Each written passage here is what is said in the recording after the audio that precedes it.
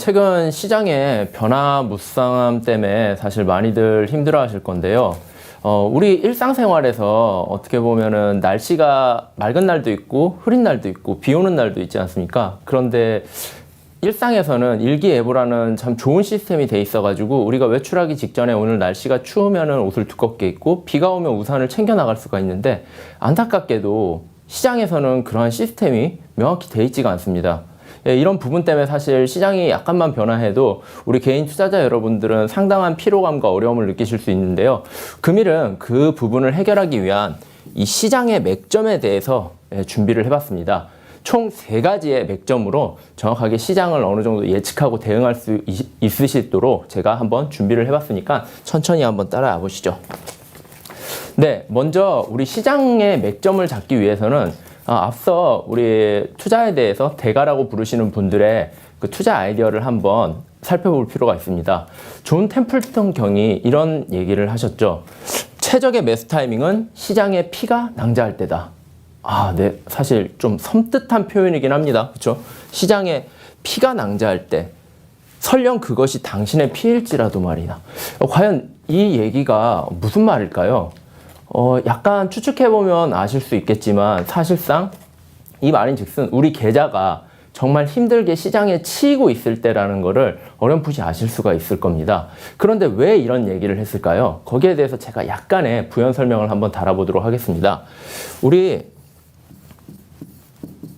시장은 어떻게 보면 이 가격이라는 거에 대해서 사람들이 영향을 많이 받습니다. 가격이 오르면은 좋아하고 가격이 내려오면 너무 슬퍼합니다. 근데 이 가격은 뭐로 구성이 되어 있을까요? 과연 시장의 가격은 뭐로 결정이 되어 있을까요?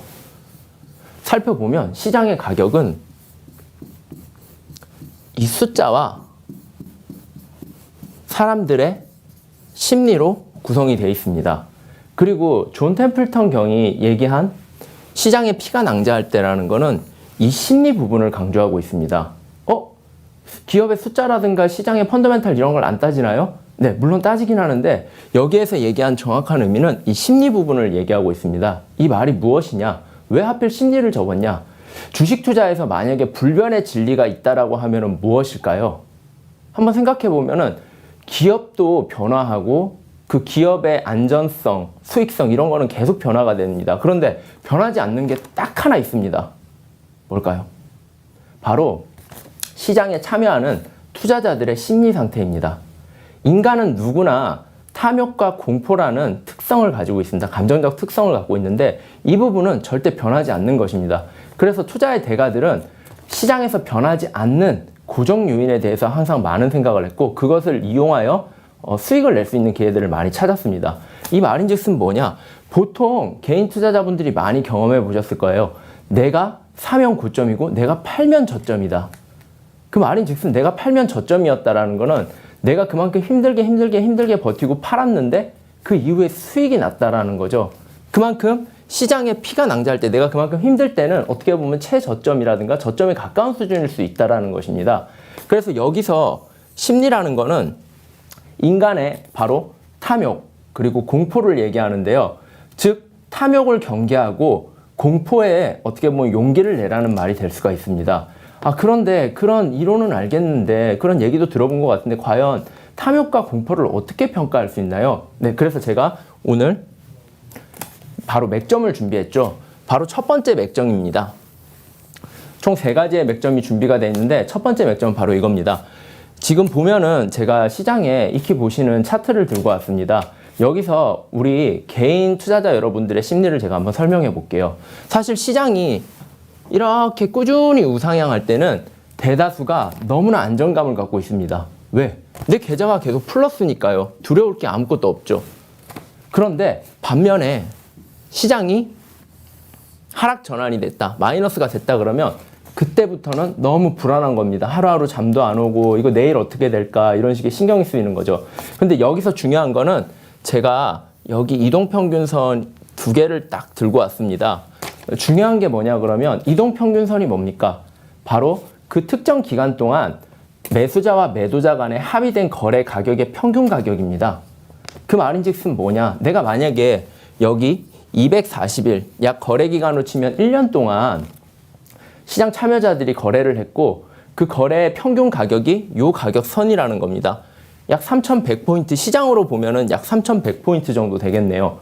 예, 그러면은 만약에 이 가격 위에 머물러 있었다 그러면 급하게 팔아야 된다. 뭐 이런 생각을 별로 안 하시는데 이 가격 밑으로 떨어진 순간 뭘까요? 이 240일 동안 어떻게 보면은 사가지고 갖고 있는 분들의 마음 심리 상태가 싹 변하는 겁니다. 왜? 나 1년 동안 들고 있었는데 이게 한순간에 마이너스가 되네? 뭔가 잘못된 게 아닐까? 지금이라도 팔아야 되지 않을까? 이러면서 무슨 현상이 나오죠? 매도세가 나오죠. 예, 그래서 실질적으로 매도세가 처음 나오는 거는 제가 요 밑에도 적어놨는데 어떤 특정 사건이 딱 발생됨으로써 예를 들어서 금리를 올린다. 그럼 금리가 올라감에 따라서 기업이 받는 타격들이 있습니다. 업종마다 다르고 기업마다 다르겠지만 그러면 거기에 대해서 만약에 실적에 10% 정도만 영향을 미치는 사건이다 그러면 사실 주가는 10%만 빠져야 되잖아요. 근데 이상하게도 주가는 막 20%, 30%, 40%가 빠집니다. 그 원인이 뭐냐 그러면 제가 앞서 설명드린 가격이라는 것이 기업의 숫자와 사람의 심리로 이루어졌기 때문입니다. 여기서부터 여기까지는 어떻게 보면 지수가 바로 하락하는 거는 그 숫자 실적 부분 하락에 대한 부분을 반영하는 건데 여기서부터 여기까지는 사람들의 심리가 반영이 되는 거죠. 방금 제가 설명드린 대로 기관이든 외국인이든 개인이든 내가 1년 동안 사모한 평균 가격이 있는데 그 가격 밑으로 깨고 내려가네? 잘못된 게 아닐까? 지금이라도 빨리 팔아야 되지 않을까? 원금이라도 건져야 되지 않을까? 이것은 인간이라는 존재 자체는 사실은 수익보다는 손실에 대해서 굉장히 더 민감한 성향을 갖고 있습니다. 손실을 이익 보는 것보다 2배, 3배 싫어한다라는 심리학적 결과 발표도 있고요. 그런 걸 봤을 때 실질적으로 어떤 사건보다 주가가 빠지는 폭은 이렇게 더 커진다라는 거죠. 그런데 만약에 이거를 2년 동안이라고 볼게요. 2년 동안 주식시장에서 계속 내 계좌가 플러스였는데 어느 특정 순간 마이너스로 전환했어요.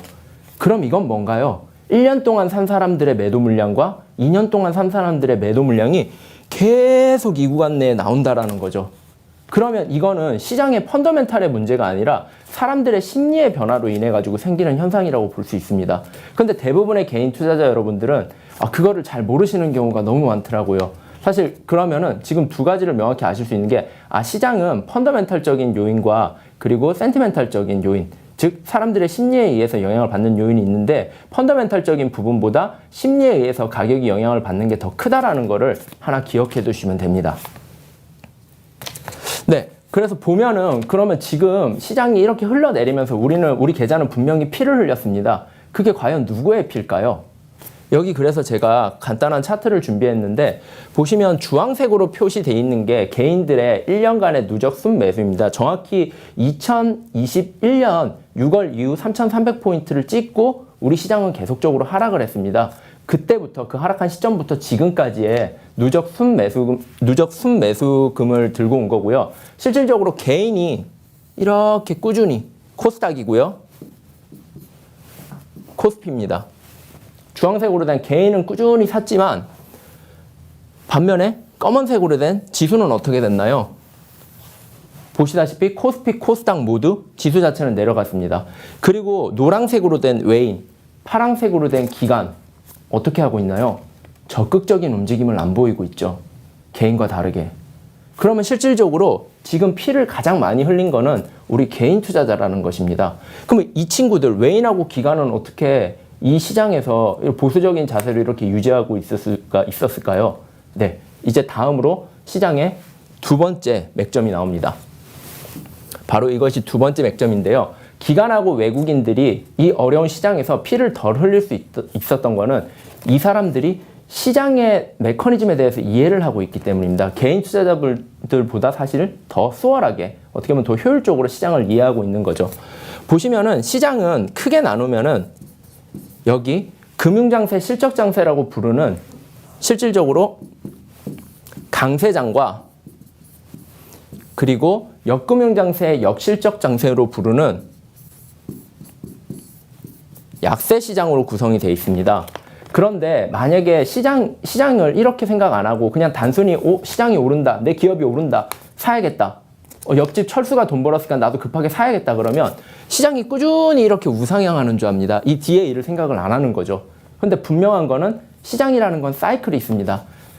상승이 있으면 하락이 있고 하락이 있으면 상승이 있습니다. 그거를 반복하는 가장 큰 펀더멘탈적인 시장의 펀더멘탈적인 부분을 본다라고 하면 결국 이 금리와 실적이 받침이 돼서 시장의 봄, 여름, 가을, 겨울이 구성이 되어 있습니다. 실질적으로 시장 투자자들이 가장 많은 돈을 벌고 가장 대응하기 좋은 시장은 유동성이 이렇게 풀리면서 모든 종목들이 잘 올라가는 코로나19 이후에 우리 개인 투자자 여러분들이 그 공포를 이겨내시고 용기를 내셨던 그 구간 이후에 발생된 일들이 봄, 여름, 금융장세와 실적장세였습니다. 하지만 지금은 5년이 가을로 접어들었습니다. 즉 약세장이라는 거죠. 그러니까 갖고 있는 종목도 계속 흘러내리고 뭔가 사면은 좀 안 되는 것 같고 하는 게 이 시장의 상승과 하락에 대한 사이클을 지금 온전히 겪고 있기 때문입니다. 만약에 내가 이 메커니즘을 알았다라고 한다면은 지금 사실상 어느 정도의 현금 확보라든가 뭐 여기에 맞는 종목들이 구성이 돼 있으시겠죠. 하지만 지금도 당연히 늦지가 않았습니다. 예, 지금도 당연히 늦지가 않았고요.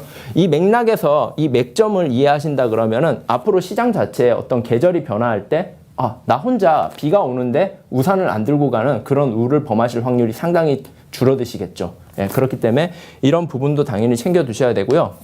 그럼 한번 살펴볼게요. 과연 시장이 왜 이렇게 빠진 걸까요? 지금까지 시장이 왜 이렇게 빠졌고 우리 시장은 어떤 가망성이 있는 걸까요? 우리는 어떤 대응을 해야 될까요?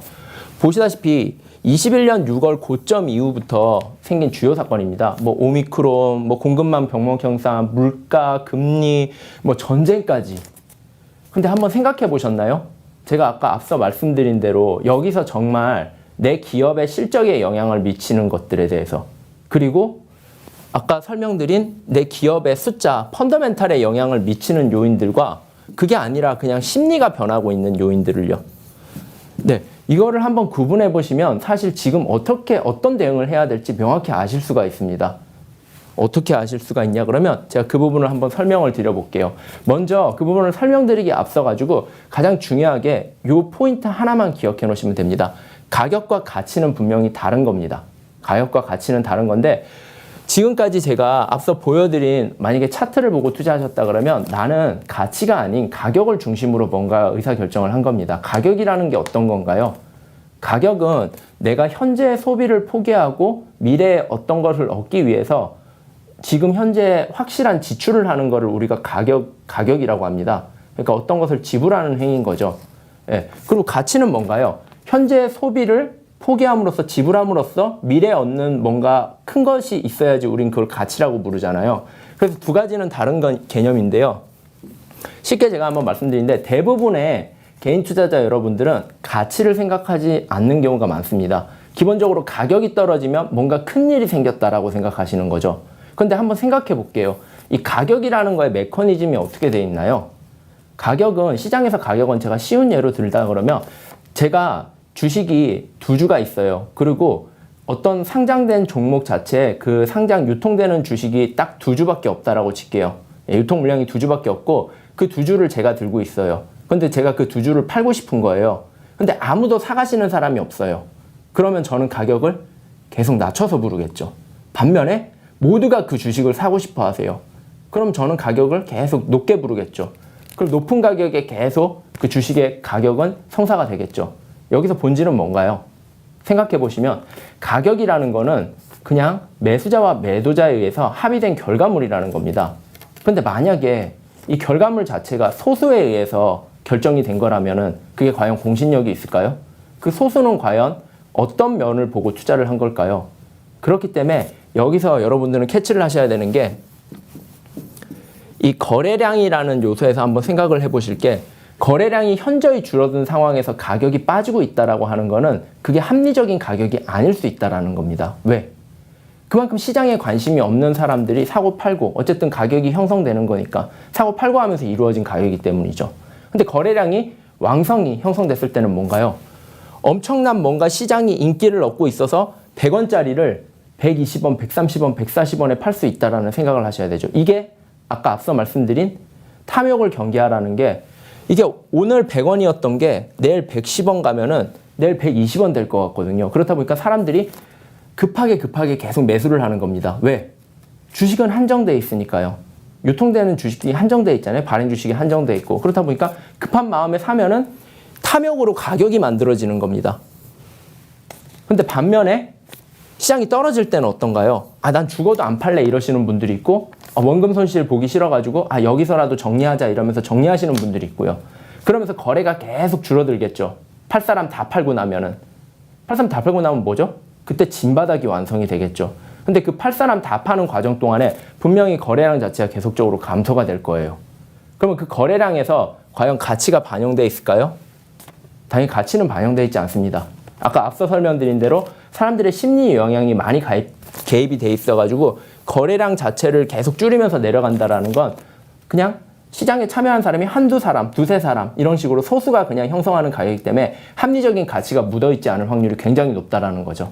그래서 우리는 이런 맥점 자체를 이해하고 나면은 시장이 빠질 때 여러 가지 요인들을 다시 보게 되실 수가 있습니다. 그리고 중요한 것 중에 하나는 그래서 결국에는 기준 하나는 명확히 있어야 되니까 우리는 가치에 집중을 해보자라는 거죠. 그런데 나는 가치를 잘 모르겠는데요? 가치라는 게 되게 어려워 보입니다. 어떻게 해야 될지도 모르고 그래서 제가 오늘 시장이라든가 기업에 대해서 가치를 볼 수 있는 가장 쉬운 방법들을 몇 가지 또 들고 나왔습니다. 바로 세 번째 맥점입니다. 제가 마지막 맥점이기도 하고요. 어떻게 보면은 개인 투자자 여러분들에게 가장 중요한 맥점이에요. 왜? 시장과 기업 사실 크게 다르지가 않습니다. 개별 기업이 모여서 완성된 게 시장이거든요. 그런데 제가 지금은 시장으로 가치에 대해서 말씀을 드리고 있지만 지금 개별 기업도 넣어보면은 똑같은 논리가 나옵니다. 예.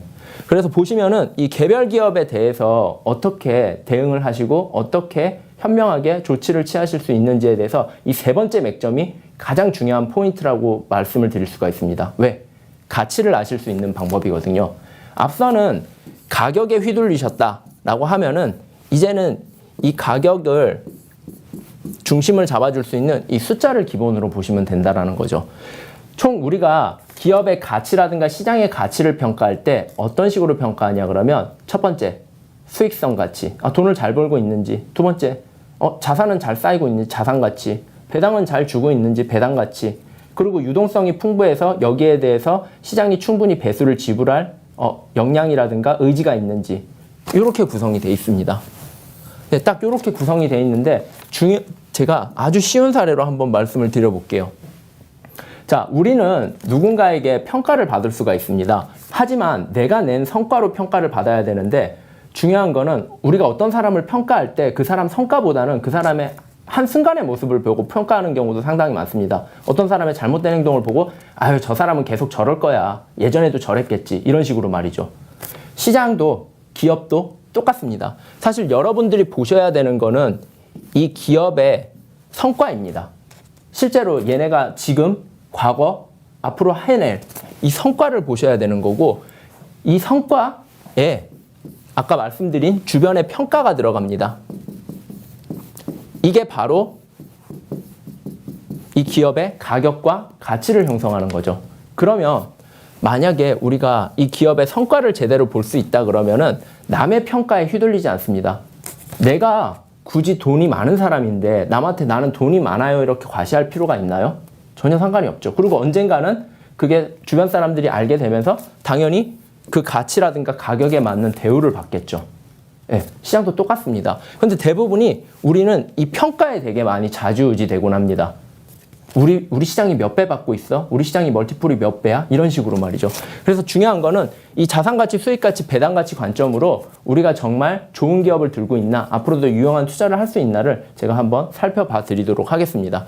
중요한 건 저기서 제가 요약만 먼저 해드리면, 그리고 오늘 준비된 시간 자체가 사실 이 어려운 개념 자체를 제가 최대한 요약해서 말씀을 드리긴 하는데 시간 자체가 그렇게 길진 않기 때문에 혹시나 추가적으로 궁금하거나 더 아시고 싶다, 뭐 좀 세부적으로 더 공부를 해보고 싶다 하시는 분들은 주식 유튜브에 김준호 파트너라고 검색을 하시면은 제 사진과 제가 찍어놓은 컨텐츠가 있습니다. 거기 주식준호 채널에 들어오셔가지고 보시면은 여기에서 이해 못한 부분들을 상당 부분 이해하실 수 있으니까 그 부분도 꼭 참조를 부탁드리고요.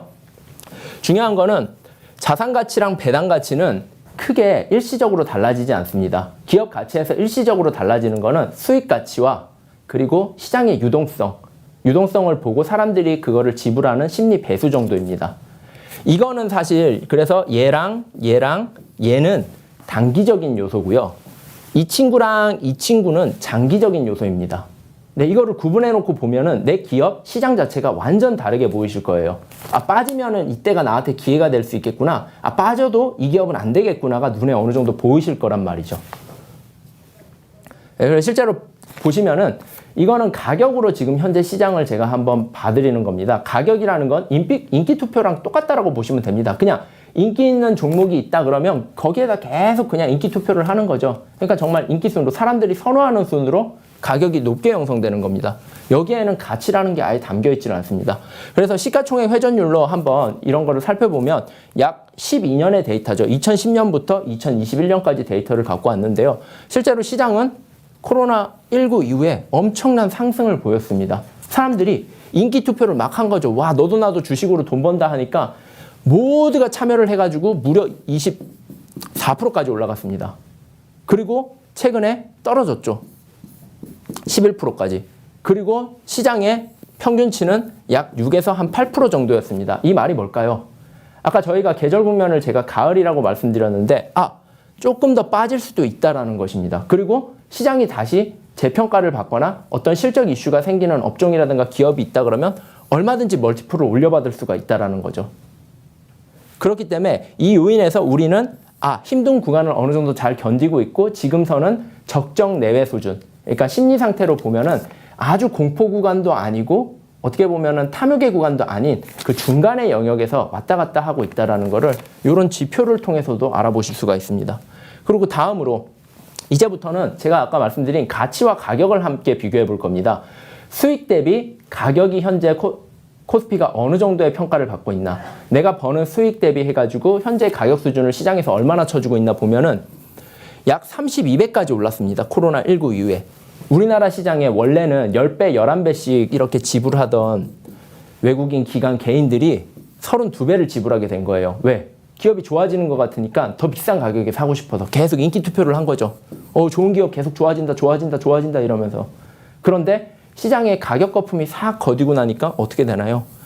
이 배수 자체가 그대로 내려옵니다. 지금 현재 11 수준으로 다시금 평균 수준으로 내려왔다는 거죠. 그래서 지금은 가을 국면으로 비싸지도 않고 싸지도 않은 그 중간 영역이라고 보시면 됩니다. 그렇기 때문에 우리가 더 싸질 수 있는 여력에 대한 공간도 확보해야 되고 더 올라갈 수 있는 거에 대한 준비도 분명히 해야 된다는 것입니다. 네, 보시면은 이 심리가 이만큼 지금 달라진 건 펀더멘털적으로 달라진 건 없어요. 기업의 숫자가 바뀐 건 없고 기업의 숫자들은 사실 더 좋아졌거든요. 그럼 바뀐 건 뭔가요? 결국 사람들의 심리만 달라진 거예요. 무려 32배에서 10배로. 네, 그리고 PBR을 보겠습니다. 아까 제가 말씀드린 대로 자산 가치는 크게 변화가 없다라고 말씀을 드렸습니다. 그쵸? 자산 가치는 장기적인 요인이라 보시다시피 1.3까지 올라갔던 게 지금 한 0.9까지 떨어졌습니다. 아까 펀은 심리 요인은 약 한 3배 정도가 차이 나는데 얘는 고작 해봐야 뭐 한 20 몇 프로 정도? 네, 확연히 차이가 나죠. 그렇기 때문에 펀더멘탈적으로 우리가 지금 달라진 거는 없다라는 겁니다. 기본적으로 여러분 한번 생각해 보세요. 내가 돈을 벌었어요. 내가 계속 좀 10년간, 20년간 돈을 번 내 재산이 쌓여 있잖아요. 기본적으로. 그게 한순간에 무너지나요? 기업도 똑같아요.